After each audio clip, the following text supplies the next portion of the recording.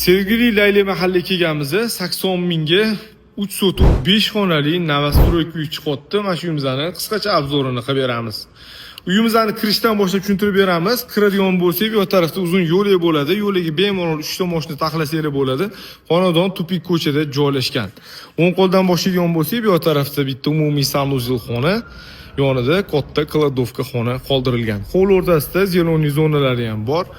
Binoni yon tarafidan bo'lsa, binoni oldi tarafiga o'tsa bo'ladi. Oldi tarafda havo aylanishi uchun joy ham tashalgan. Binoga kirib, qolgan xonalarni ham ko'ramiz. Binoni o'ng tarafida oshxonaga kirish yo'li, oshxonaga kirib boramiz. Oshxonaga dehqonotini kotyolda qo'yilgan, lustralar ilingan. Bu tarafdan bo'lsa, yotoqxonalarga kirsak bo'ladi. Uyga kirganimizda koridordan xonalarga o'tiladi.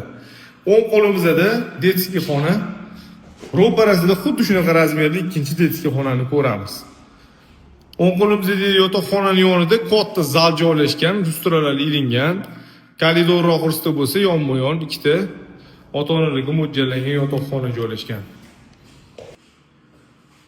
Chap qo'limizda bo'lsa, umumiy sanuzel xona jihozlari qo'yib beriladi. Xonadonga mana shu turishida 80 ming dollar so'rashyapti. Yana savdolashadigan joylari bor. Bemalol aloqaga chiqib egalari bilan savdolashib olsangiz bo'ladi.